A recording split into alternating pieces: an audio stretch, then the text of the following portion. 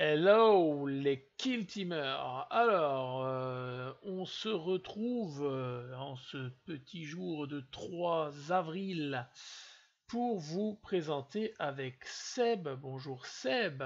Bonjour à Alors, Seb et moi, on va vous présenter les KTF Package Casual et Arena qui sont, comme vous avez pu le voir dans la vidéo qu'on a postée hier soir, eh ben, des traductions pour tout ce qui est communauté francophone des casual packages sortis par Kill Team Stream.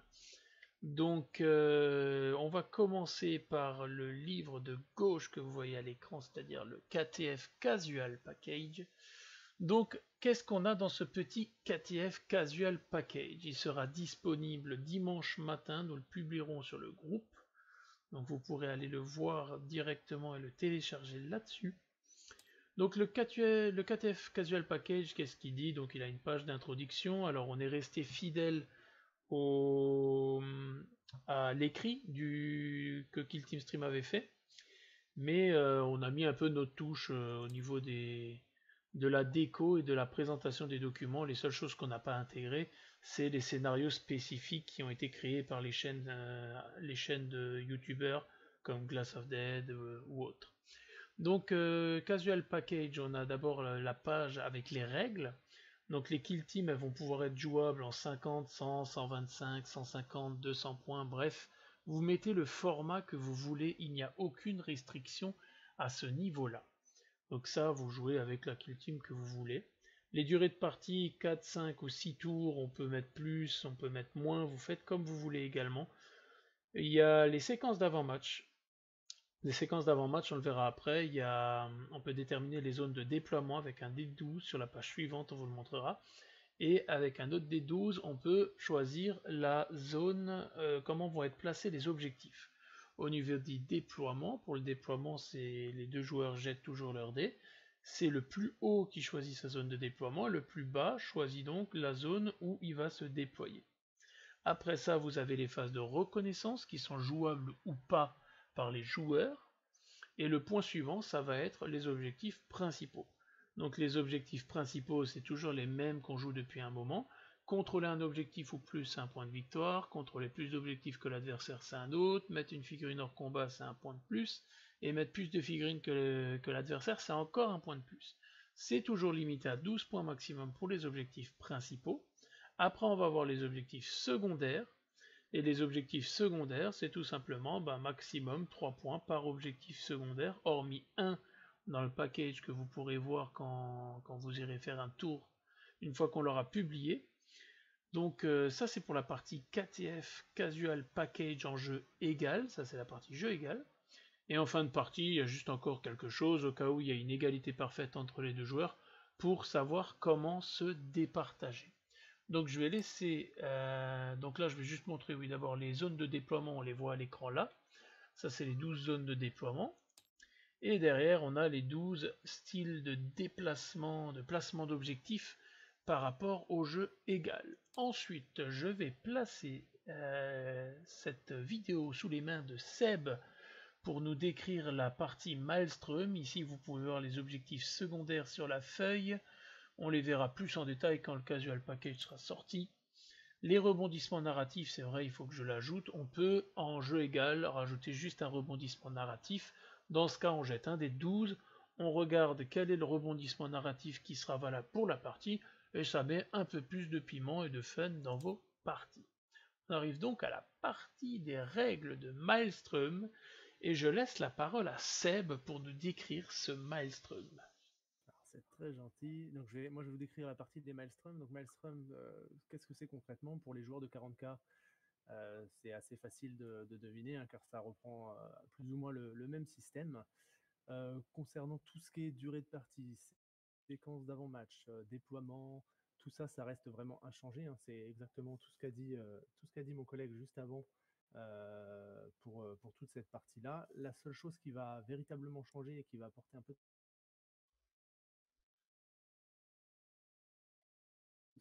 objectifs différents. C'est-à-dire qu'on ne va pas jouer avec les objectifs qu'on a l'habitude de voir dans les parties classiques, c'est-à-dire pas de tenir un objectif, tenir plus d'objectifs que l'adversaire, tuer une figurine, tuer plus de figurines que l'adversaire. Là, on part chacun avec 5 objectifs qui sont générés aléatoirement. Donc pour ça, on a soit un jeu de cartes que KTF a créé, soit la liste des objectifs qu'on peut retrouver ici. Donc il y a en tout 36 objectifs différents. Donc des objectifs qu'on peut générer avec des dés de 6 facilement. On a certes 5 objectifs, donc c'est important de se dire aussi que les objectifs vont être visibles par les deux adversaires afin de pouvoir contrer un petit peu les techniques et les tactiques que l'adversaire va mettre en place pour réaliser ces objectifs. On va en sélectionner trois objectifs qui vont être dits actifs et qu'on va devoir réaliser pendant le round de bataille. Second round de bataille, on retire à nous 5 objectifs, on en sélectionne 3 et tous les objectifs qui n'ont pas été réalisés dans le tour 1 sont encore considérés comme actifs. C'est-à-dire que concrètement, si vous n'arrivez pas à réaliser d'objectifs, vous vous retrouvez dès le tour 2 avec 6 objectifs à réaliser, à pouvoir réaliser. Donc c'est tout aussi bien, étant donné que ça vous permet aussi d'avoir plus d'étendue dans les objectifs que vous pouvez réaliser. À ce moment, vous pouvez essayer de scorer si vous n'avez pas réussi à le faire au tour 1. On peut à la rigueur, si on veut défausser un objectif, on ne peut pas s'en débarrasser comme ça. On a une tactique de mission qui nous permet pour 2 points de commandement justement de générer un nouvel objectif et de se séparer d'un objectif qui ne serait pas intéressant pour nous. Après, ça se joue, hein, comme on l'avait dit, en 4 rounds de bataille. La fin de la partie se déroule exactement. On fait le total des points de victoire par rapport aux objectifs qui ont été réalisés tout au long de la partie. On peut bien sûr, une fois qu'un objectif a été réalisé, il est bien sûr défaussé, on ne pourra pas retomber dessus et scorer à nouveau sur le même objectif. Donc ça, c'est un petit peu les règles, le système de jeu qui a été mis en place. On a aussi un système, donc les zones de déploiement sont les mêmes que les zones en jeu classique. Par contre, les objectifs, eux, sont placés dans des tableaux, ou aussi un tableau et un placement aléatoire. Donc il y a 12 nouveaux systèmes de placement pour les objectifs Maelstrom qui sont visibles ici. Donc pareil, qui sont des placements qu'on n'a pas l'habitude de voir, en coin de carte, complètement centrés, alignés. Donc c'est aussi ça qui apporte un petit peu de fraîcheur dans ce système de jeu. Voilà, je pense qu'on a fait le tour sur tout ce qui est Maelstrom, sauf si j'ai oublié quelque chose. Eh ben non, je pense que tu as été très très complet, donc voilà. Donc au niveau des Maelstrom, comme dit, vous pourrez aller voir la vidéo qu'on avait publiée sur le dernier rapport. Sincèrement, Seb et moi on y a joué, et c'est vrai que bah, moi mes Necrons au début je me suis dit que j'allais prendre un petit cul, et puis finalement en fait le rebondissement il peut arriver, mais jusqu'au dernier tour, donc franchement ça fait du bien aussi de changer un peu du match-up jeu égal ou autre qu'on a l'habitude de voir. Il y a donc à la suite, donc Seb vous en a parlé, on a tous les objectifs donc de Maelstrom qui sont présents ici. Là on va avoir des objectifs spécifiques qui pourront être réalisés durant les parties, autant pour le KTF Arena Package que le KTF Casual Package. Donc la tactique dont Seb vous parlait pour pouvoir générer un nouvel objectif, je m'en suis d'ailleurs servi dans la dernière partie qui coûte 2 points de com, ça s'appelle Nouvel Ordre. Et du coup, hop, vous générez un autre objectif, il y en aura d'autres. Vous irez le voir quand les fichiers seront en ligne. Les choses qu'on peut encore montrer, c'est au niveau du système de campagne. On aura des ressources de campagne pour pouvoir générer quelles ressources je gagne si je win la game, quelles ressources je perds si je perds la game. Et d'ailleurs pour ça, on vous en parle tout de suite, on a une campagne qui est terminée d'être éditée et qu'on vous publiera aussi dans les jours qui viennent pour pouvoir démarrer une nouvelle aventure avec une autre dynamique.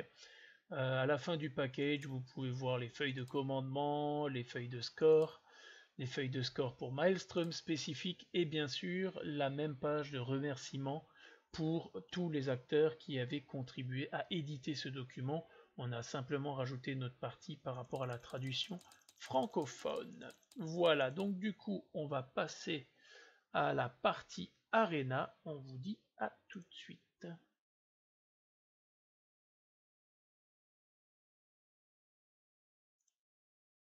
Donc, du coup, le KTF Arena Package, qu'est-ce que c'est? Eh ben, comme son nom l'indique, c'est toute la partie Arena. Donc, dans le kit Team Stream, tout est sur un seul document qui fait de tête 35 pages. On a décidé de le séparer en deux parce que je me dis quand on veut jouer Egal ou Maelstrom, c'est un livre, Arena c'est un autre, étant donné qu'Arena c'est pas forcément la chose que les joueurs jouent le plus souvent. Mais, avec le Arena Package, ça redonne un coup de fraîcheur parce que vous allez voir, il y a pas mal de choses qui changent là-dedans. On va commencer, donc vous allez avoir 4 kill zones, donc la chambre forte de garnison, le génératorium, vous allez avoir les catacombes et le stock d'armorium. Alors la très grosse différence, c'est que les portes en début de partie sont ouvertes. C'est justement quelque chose qui change déjà syndicalement tout le reste. Parce que effectivement, Arena, le petit mouvement au début pour ouvrir la porte, puis laisser passer les autres ou autres, on sait tous que ça peut faire perdre beaucoup de temps et faire que le tour 1 et 2, généralement, on n'a pas grand chose à faire. Et ben là, on fait table rase de ça, ça change à ce niveau-là. Après, on va avoir le package, donc durée de partie, kill team, séquence d'avant-match. Les phases de reconnaissance, il n'y en a pas du tout à Arena, c'est la seule chose qui change, sinon pour les déploiements et tout ça, c'est pareil.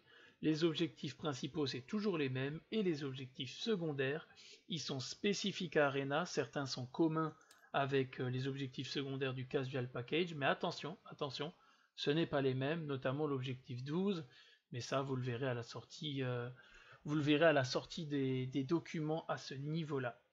Donc derrière, dans un premier temps, comment on fait pour jouer à Arena? Donc dans cette version d'Arena, on jette d'abord un dé ou alors on sélectionne l'endroit où on veut se battre, donc le génératorium ou les 3 autres cartes.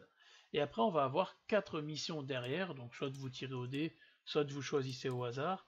Et les missions, pour vous montrer par exemple, si on prend la mission 3, vous avez le déploiement que vous utiliserez en fonction de la carte que vous utilisez en fond de carte. En fait, vous voyez, c'est les différentes zones, donc le génératorium ou autre, avec le petit tournant narratif, la petite histoire de la mission en question, les objectifs à placer, les zones de déploiement, enfin vous avez tout dans ce document.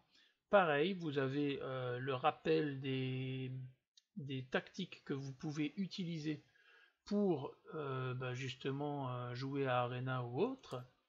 Et derrière, on retrouve les feuilles de commandement, la feuille de score et toujours les remerciements par rapport à tous les contributeurs de ces packages.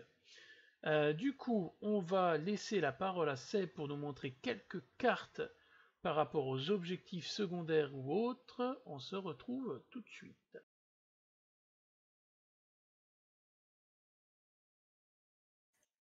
Ok, du coup Seb, présente-nous ces objectifs Kill Team France. Tout à fait. Donc, comme on l'a dit tout à l'heure, dans le Casual Package, on a plusieurs objectifs. Donc, les objectifs Maelstrom, les objectifs secondaires. On verra les objectifs Arena tout de suite après. Donc, on préfère les présenter sous forme de cartes. C'est beaucoup plus simple que ce soit pour le tirage ou pour la lecture pendant le jeu.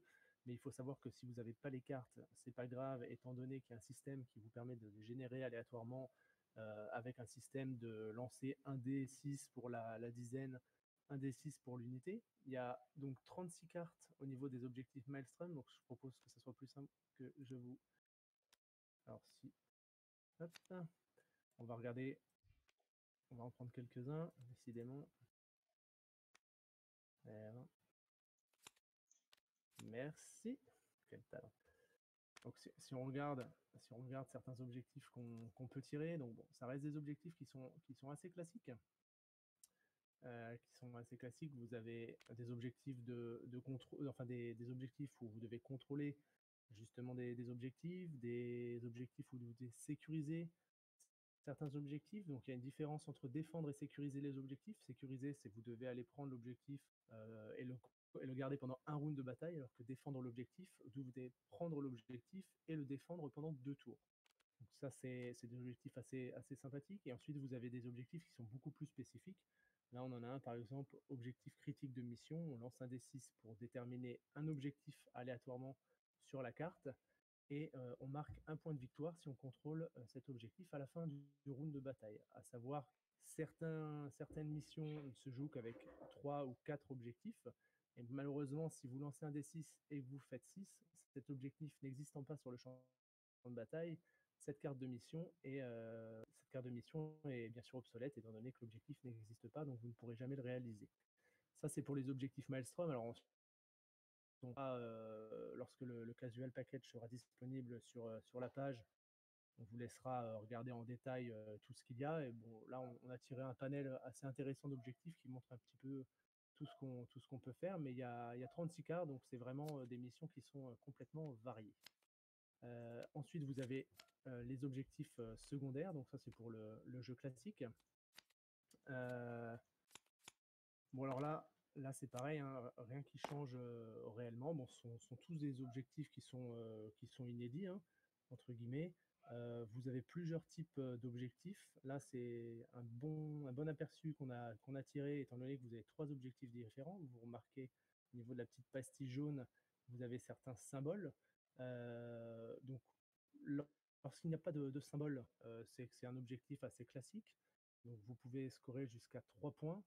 Vous pouvez réaliser les objectifs, enfin, vos plumes de bataille. Lorsque vous avez un petit losange, et bien là, c'est un objectif qui est un peu particulier. Donc, vous pouvez, tout au long de la partie, marquer jusqu'à 3 points aussi avec cet objectif, mais vous ne pourrez le réaliser qu'une fois par round de bataille.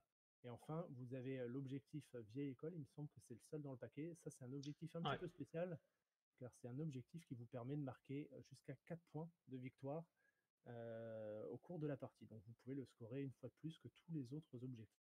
Donc c'est toujours intéressant. Bien évidemment, c'est un objectif qui est un petit peu plus compliqué à réaliser que les autres, mais ça vaut des fois le coup de s'y attarder. Donc ça, c'est pour les objectifs secondaires. Donc c'est 12 objectifs secondaires. Alors nous, c'est vrai qu'on a l'habitude chez KTF de laisser le destin œuvrer quand on commence une partie, c'est-à-dire qu'on aime bien tirer 6 cartes au hasard du paquet et n'en sélectionner que 3.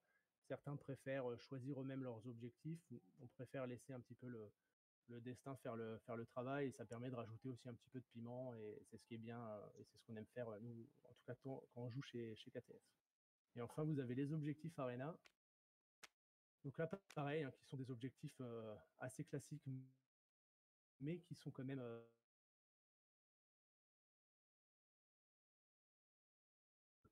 avec des petits icônes différents. Donc dans le deck Arena qui fait 12 cartes, on a aussi un objectif que vous pourrez scorer 4 fois.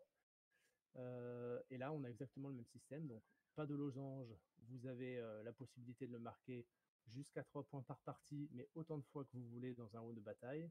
Et avec les losanges, donc c'est l'inverse, jusqu'à 3 points par partie, mais un seul point par round.